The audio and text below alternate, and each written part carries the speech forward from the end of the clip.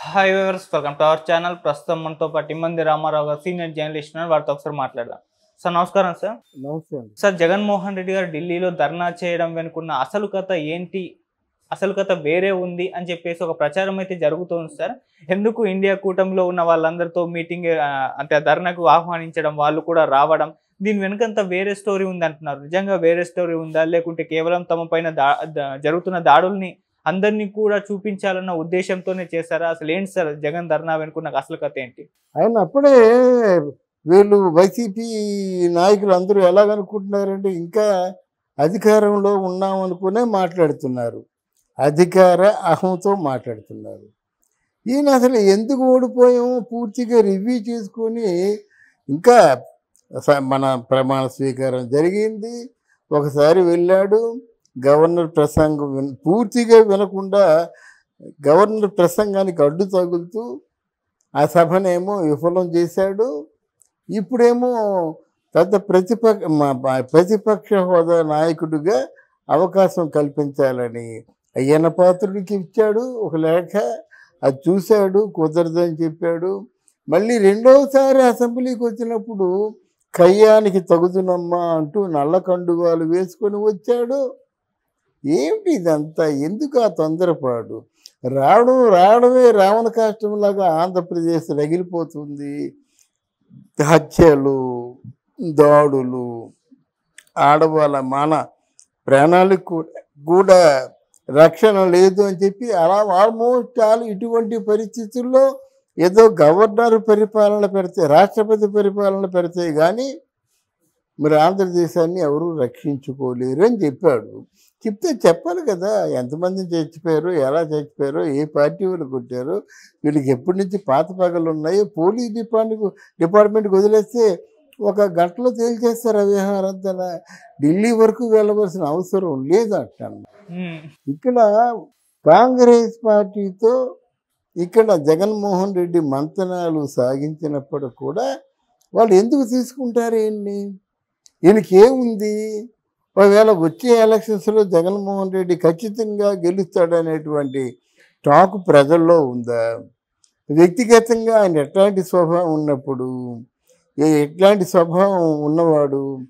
అలాగే మీ దగ్గర నుంచి విడిపోయినప్పుడు ఉండరా అబ్బాయి, నేను పూర్తిగా 2 రోజులు ఆగు, నీ తాలూకు కొంచెం అనుభవం వచ్చిన తర్వాత నీకు అంటే ముఖ్యమంత్రిగా పదవి ఇస్తానంటే మీతో పాటు వెళ్ళిపోయి పాదయాత్ర చేసిన వాడే కదా.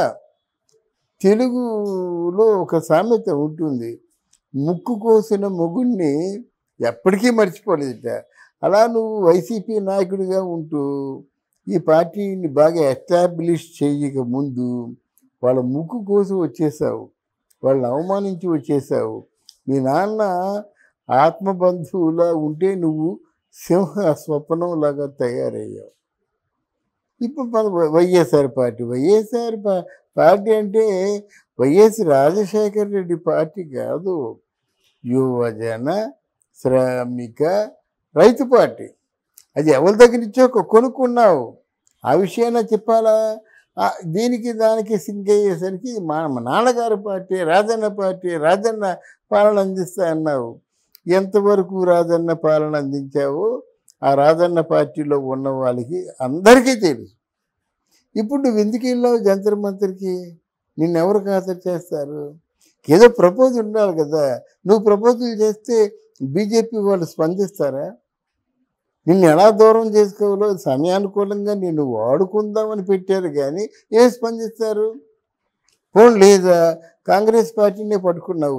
వాళ్ళ వల్ల ఏమవుతుంది? ఇప్పుడు కాంగ్రెస్ పార్టీని పట్టుకుంటే నీకు ఏదైనా ఉపయోగం జరగాలనే కదా పట్టుకుంటావు. ఇప్పుడు నీ మీద కేసులు తప్పించగలవా?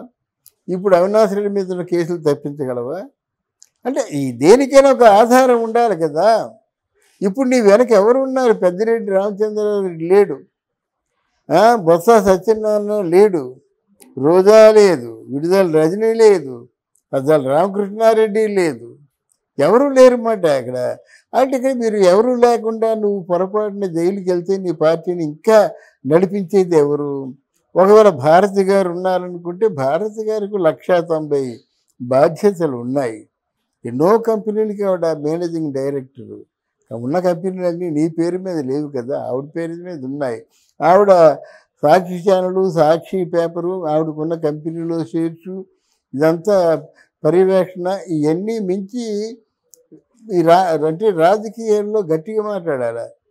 గట్టిగా మాట్లాడమే కాకుండా ఖండించాలి, సిగపట్లు పట్టాలి. ఇవన్నీ ఉంటే కానీ రాజకీయాల్లో రాణించలేరు. ఆవిడ పెద్ద స్పీకర్ కాదు. మా ఆయన కష్టపడ్డాడు, ఎంత కష్టపడినా వృధా అయిపోయిందని ఏదో 2-3 మాటలు చెప్తుంది, కానీ పార్టీని ఎస్టాబ్లిష్ చేసేంత కెపాసిటీ లేదు. నువ్వు వెళ్ళావు, ఎవ్వరూ నీ వెనకలేరు, పట్టుమని 10 మంది కూడా లేరు. ఎవరో ఉన్నారు ఆ ఇంట్రెస్ట్ గురించి వచ్చేవారు, కానీ తెలుగుదేశం పార్టీ వాళ్ళు కానీ, అటు బీజేపీ పార్టీ వాళ్ళు కానీ, లేదంటే వైఎస్ రాజశేఖర రెడ్డి గారి పార్టీ వాళ్ళు కానీ ఎవరు రాలేదు అక్కడికి. నువ్వు టిక్కెట్కి పెట్టుకొని తీసుకెళ్ళిన పెద్ద మనుషులే కూర్చున్నారు, వాళ్ళు ఏం మాట్లాడలేదు. నువ్వు గమనించినట్టయితే ఎంతగో అటు ఇటు మాట్లాడేటువంటి విజయసాయి రెడ్డి ఎందుకు మాట్లాడలేదు, గట్టిగా ఎందుకు మాట్లాడేది అని ఎవరికున్న భయాలు వాళ్ళకు ఉన్నాయండి. ఇప్పుడు ఇంతవరకు తెలుగుదేశం పార్టీ వీళ్ళందరినీ విచారించలేదు. వాళ్ళు ఏంటంటే వాళ్ళ మీద ఉన్న కంప్లైంట్లు ప్రకారంగా 1 by 1 విచారించడం తోసేయడం, విచారించడం తోసేయడమే. 5 సంవత్సరాల పాటు మాట్లాడకూడదు. వీళ్ళు మాట్లాడుతున్నారంటే తప్పు మీద తప్పు చేసిన వాడు అయిపోతాయి. ఇందాక మీరు చెప్పారు కదా, ఎందుకంటే ఆ గవర్నర్ ప్రసంగం అంతా విని గవర్నర్ మీద మనకి భక్తి విశ్వాసాలు ఉన్నప్పుడు ఆ భక్తిని ప్రదర్శించి, సార్ ఈ ఆంధ్రదేశం తాలూకు వైభవం కోసం, మళ్ళీ ప్రోగ్రెస్ కోసం మేము మా శక్తి వంచన లేకుండా మా పార్టీ తరఫున సహకారం అందిస్తా అంటే ఎంత గోల్డెన్ ఛాన్స్ అది. అలగడం ఏంటండి, రాజకీయాల్లో అభిప్రాయ భేదాలు ఉంటాయి కానీ అలగడాలు ఉండవు. నేను రాను అసెంబ్లీ కంటే ఎవరు నష్టం, నీకే నష్టం, పారిపోయాడు అంటారు, మా మొక్కం చూపించలేరు అంటారు. ఇవన్నీ ఆలోచించకంటే నీకు వచ్చిన కోపాన్ని ప్రదర్శిస్తుంటే దీని పర్యవసానం కూడా నువ్వే భరించవలసిన అవసరం ఉంటుంది. సార్, ఇప్పుడు మరి ఇండియా కూటమి నుంచి కొంతమంది రావడం, మద్దతు తెలపడం మనం చూసాము.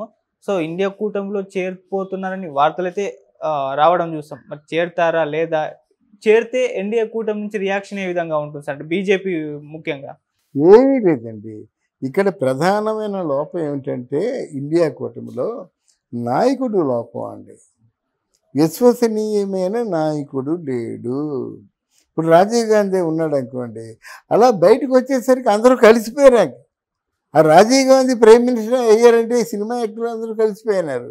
సినిమా యాక్ట్ అనేవాడు ప్రతి ఒక్కడు కలిశాడు, అది చరిష్మా. అయితే ఎలాగైతే ఉన్నాడో ఆయన ఎంత రిజర్వ్డ్గా ఉంటాడు, ఎంత ప్రోగ్రెసివ్గా ఉంటాడు. ఈ తాలూకు రెవల్యూషనరీ అంతా ఆయనే కదండి. ఈ ఐటీ రంగం ఇంత ప్రసిద్ధి పొందిందంటే అంత తీగా మాట్లాడుతూ ఎంతటి ప్రోగ్రెస్ చూపించాడు. అట్లాంటి నాయకుడు కావాలి, అంతేగాని బావర్చికి వచ్చి జింజూరు చికెన్ తినాను, ఇంకెక్కడో బిర్యానీ అంటే చిన్నపిల్లల చేష్టల్ని రాజకీయాల్లో వాళ్ళు ఎవరు కూడా సీరియస్గా తీసుకోరు.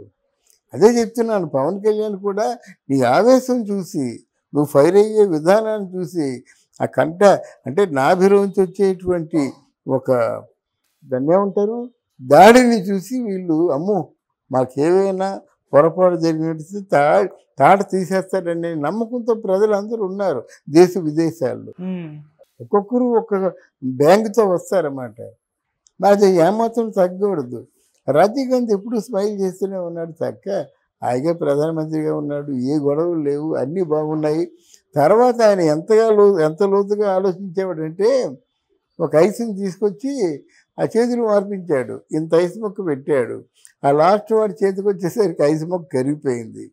దానికి ఏమైనా ఎగ్జాంపుల్ చెప్పాడంటే, ప్రజలకు కూడా మనం ఇద్దాం అనుకున్నటువంటి నిధులు ఏమైనా ఉన్నట్టయితే, చేతులు మారినట్టయితే ఆ నిధికి చివరి వరకు వచ్చేసరికి కరిగిపోతుంది. అందుకు చేతులు మారని దళారీ వ్యవస్థ కానీ వ్యక్తులకే నిధుల్ని అందించే అధికారం ఇవ్వాలని చెప్పాడు. అంత మంచి మాట చెప్పాడు. నేను ఎప్పుడు కొడతాను, తిడతాను, చంపేస్తాను ఉండడు, ఏమిటో తెలియదు. ఓడిపోయిన తర్వాత ఎందుకు ఓడిపోయామో నిజ నిర్ధారణ తానంతటా చేసుకోవాలి. నువ్వు పరిపాలించిందేమో రామరాజ్యమును,